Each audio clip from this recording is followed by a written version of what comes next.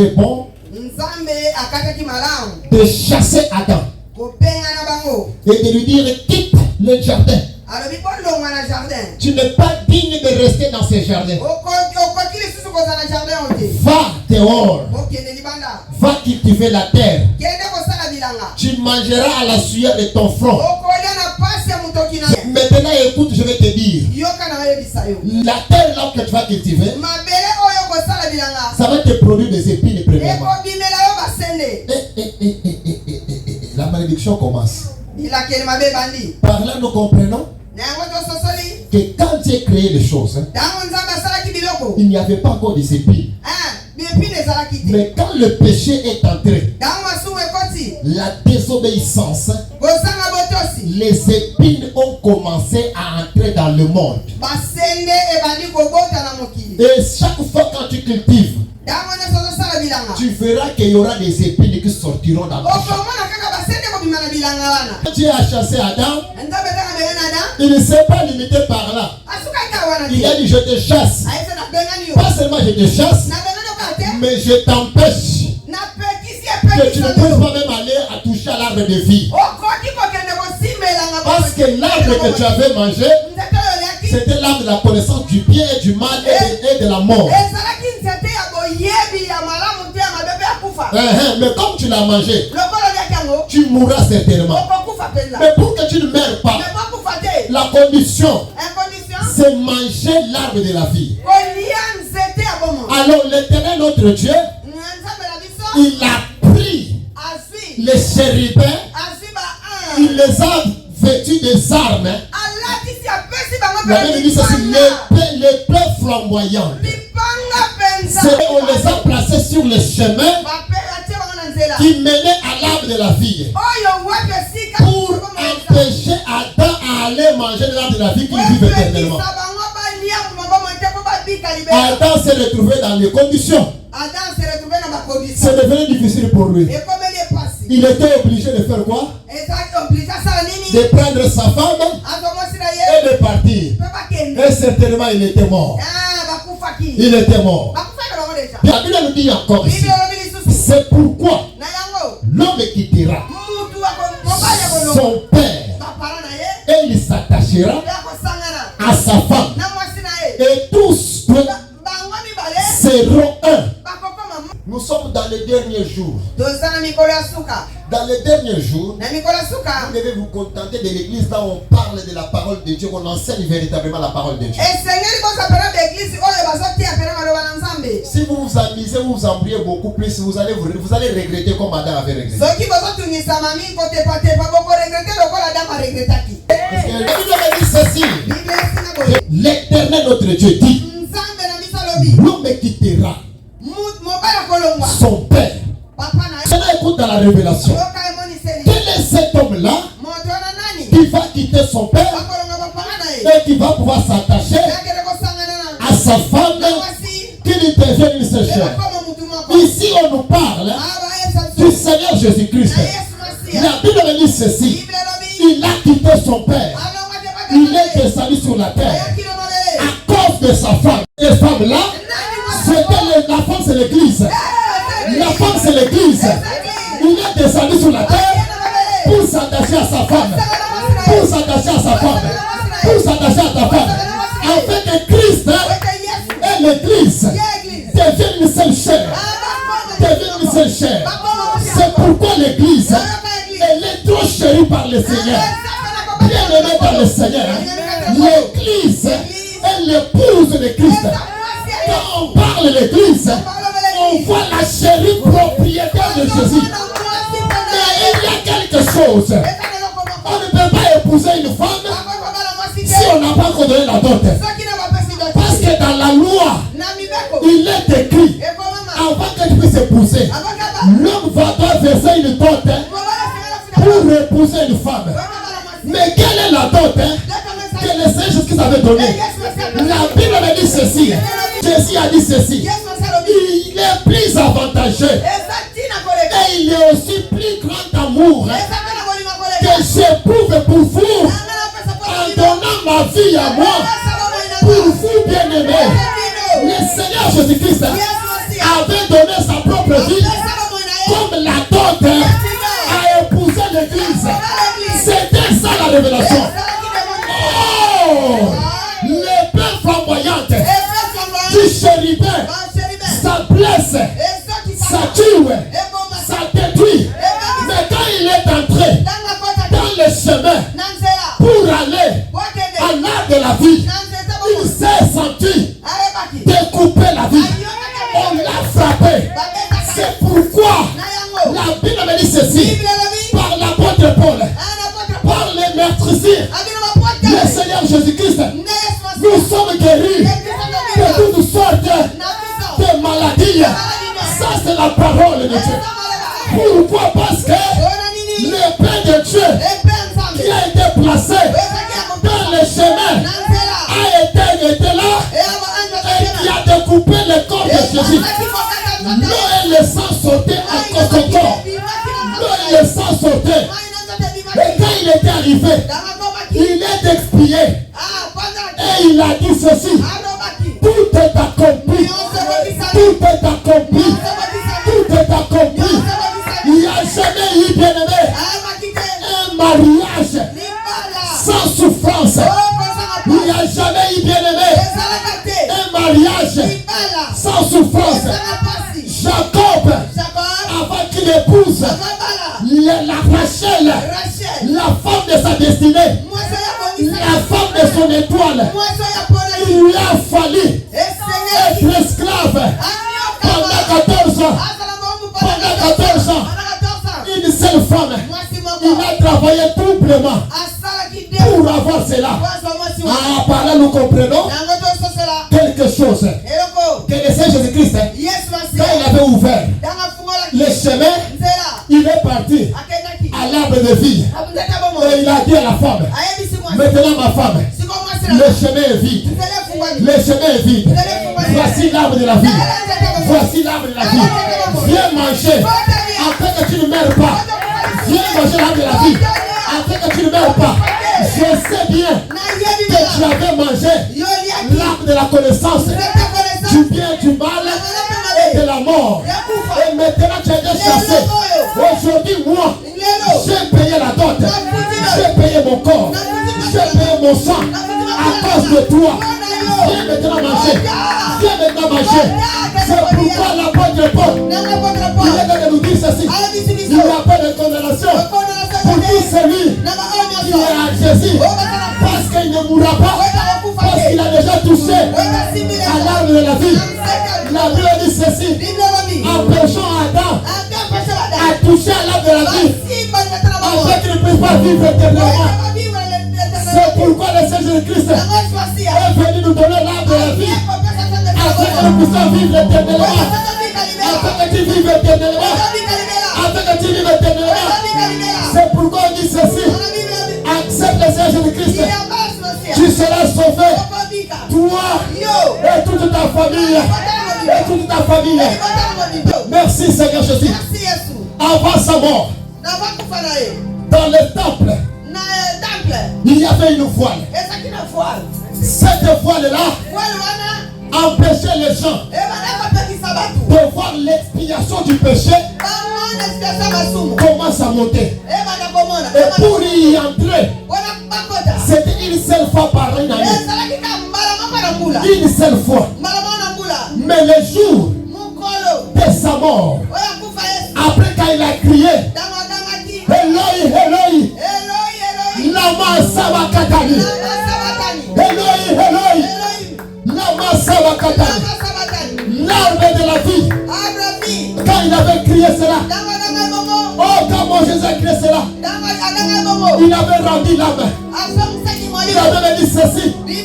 Le voile qui empêchait que les gens ne puissent pas avoir l'accès à l'arbre de la vie, c'était déchiré pour dire à tout le monde, venez manger sans toutefois acheter, venez prendre sans toutefois travailler. La vie éternelle nous a été donnée gratuitement. La vie éternelle elle t'a été donnée gratuitement. En vérité, Le Seigneur Jésus-Christ, il avait dit ceci. Je suis le chemin, la vie et la vérité. Je suis le chemin, la vie et la vérité. Personne n'ira à la vie sans passer par moi. J'ai enlevé le chérubin, j'ai enlevé l'épée.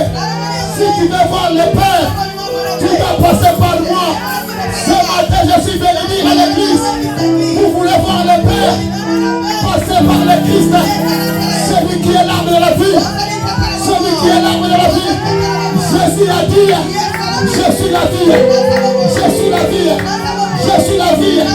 Pour le prouver, il a rencontré Marie et Magdala.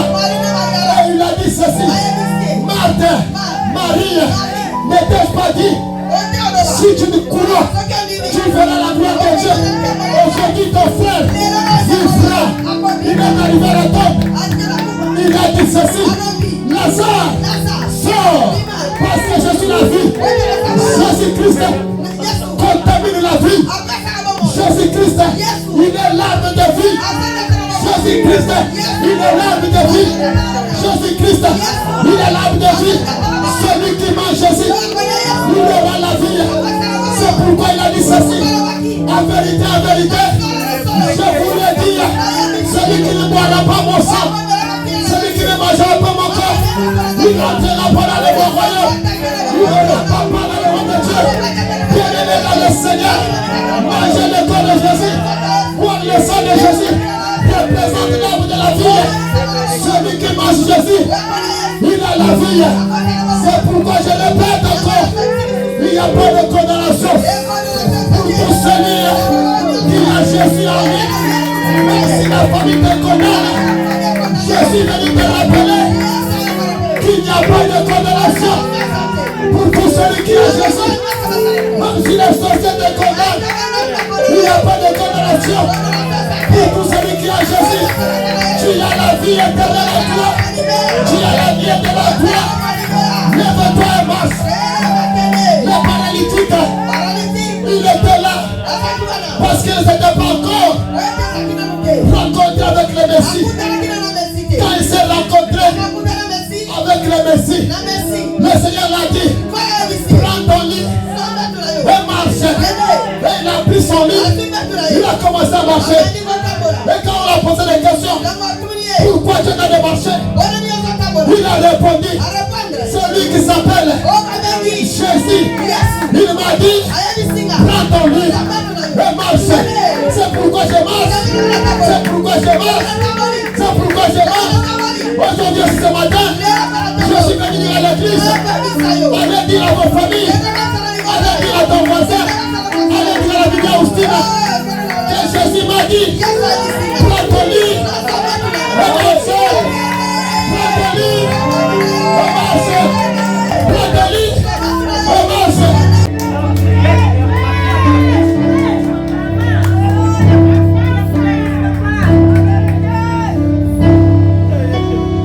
La Bible m'a dit ceci. À la loi et au témoignage. Si on ne parle pas ainsi, il n'y aura pas d'horreur parmi les peuples de Dieu. Nous devons dire la vérité. Nous devons prêcher la vérité. Car Jésus-Christ, il incarne trois choses. La vie, la vérité et le chemin. Trois choses. Il n'y a pas d'autre chemin. Si on te parlait que Branham amène au ciel, on t'a menti, bien aimé. Il y a seulement un seul chemin. Il n'y a pas deux prophètes. Il n'y a pas trois prophètes. Il n'y a pas quatre prophètes. Il y a un seul prophète. Dans le Seigneur, il n'y a qu'un seul chemin qui amène au Père. C'est le Seigneur Jésus-Christ. Ce n'est pas non plus Marie. Ce n'est pas non plus Kibangu. Ce n'est pas Philippe Kakou. Ce n'est pas le Bouddha. Mais c'est le Seigneur Jésus-Christ qui a la vie éternelle. Jésus est la vie. Jésus est la vie. Jésus est la vie. Jésus est la vie. Jésus est la vie. Jésus est la vie. Jésus est la vie. Jésus est la vie. Je prêche Jésus, les ressuscités. Je prêche Jésus, les ressuscités. Quand tu te rencontres avec Jésus, quand il y a la mort doit fuir. Parce que l'âme de la mort, de la connaissance du bien et du mal, en Jésus-Christ a disparu. Je te pose encore les questions. Quelle est l'arme que toi tu as mangé? Quelle est l'arme que toi tu as mangé? Quelle est l'arme que toi tu as mangé? Il y avait quelqu'un à Galilée. Cette personne-là avait de l'argent, mais sa fille était morte. Elle avait 12 ans. Mais il s'est rencontré avec quelqu'un aussi qui a commencé la prédication à l'âge de 12 ans. Quand il s'est rencontré avec cette personne-là, Jésus a dit, allons voir. Quand ils sont entrés, ils ont retrouvé la jeune fille. Elle était morte. Tout le monde pleurait. Mamouanye, Tatouanye, oh Tata, oh Samenangai, oh mon Dieu. Tout le monde pleurait. Et Jésus a dit, taisez-vous, l'enfant n'est pas mort, mais l'enfant est vivant. Parce que là où il y a Jésus, il n'y a pas de mort. Là où il y a Jésus, il y a la vie. Et il a prononcé la parole. Il a dit, Talita Kumi, Talita Kumi, jeune fille, lève-toi. Jeune fille, lève-toi. Et à l'instant, la jeune fille, elle était réveillée. Toi aussi ce matin, je suis venu te dire, Talita Kumi, Talita Kumi. Dans ta famille, Talita Kumi. Dans ta santé, Talita Kumi. Même dans ton dossier de l'immigration, Talita Kumi. Même dans ton mariage, Talita Kumi. Dans tes enfants, Talita Kumi. Bien-aimé, je suis venu à quelqu'un que Jésus, il t'aime beaucoup. Il t'aime beaucoup. Il est le Dieu créateur. Le Dieu est créé. La Bible dit ceci. L'homme quittera son père et s'attachera à sa femme et devient ses chers. Jésus-Christ, il est descendu. Il s'est fait chair. Et il est venu se marier avec nous. Moi, quand je dis ceci, beaucoup de prédicateurs font l'erreur. Ils disent ceci, le mariage, que ça va se passer dans les airs. Mais moi je suis venu te dire, le mariage, c'est sur la terre. Là où il y a mes parents. Là où il y a mes parents. Là où Jésus a payé la dot. Jésus n'a pas payé la dot dans les airs. Mais Jésus a payé la dot sur la terre. C'est pourquoi le mariage se fera sur la terre. Jésus viendra enlever seulement la femme qu'il avait épousée. On ne peut pas amener la femme si tu n'as pas épousé. On ne peut pas amener la femme si tu n'as pas épousé. Comment tu vas transporter quelqu'un à l'enlèvement de l'église si tu ne m'as pas encore épousé? Il faut d'abord m'épouser pour m'amener. C'est pourquoi je te dis que le mariage, c'est ici. Si tu attends pour que tu puisses recevoir Jésus le jour de l'enlèvement, tu attends un poteau. Le temps de recevoir Jésus, c'est maintenant.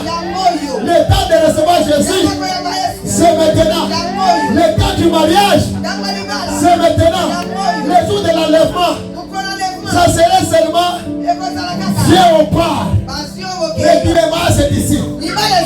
Jésus-Christ, quand il épouse quelqu'un, il s'attache réellement à lui. C'est pourquoi la Bible dit ceci. Celui qui est entre les mains de l'Éternel, personne ne peut l'arracher de là.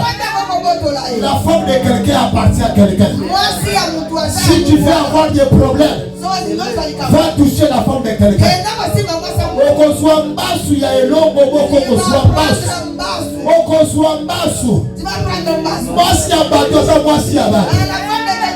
La femme d'une personne, c'est la femme de quelqu'un. Si tu veux avoir des problèmes, va prendre la femme de quelqu'un.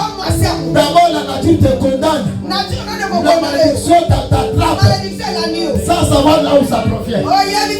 À combien plus forte? Toi qui es la femme de Christ, est-ce que le Seigneur Jésus-Christ te laissera vraiment entre les mains des sorciers? Est-ce que le Seigneur Jésus-Christ te laissera vraiment te laissera mis tes crédits? Je dis non. Je dis non. Tu ne mourras pas. Tu vivras et tu raconteras les merveilles de l'Éternel. Écoutez, bien-aimé dans le Seigneur, quand Jésus s'attache à sa femme, et réellement il devient sa femme.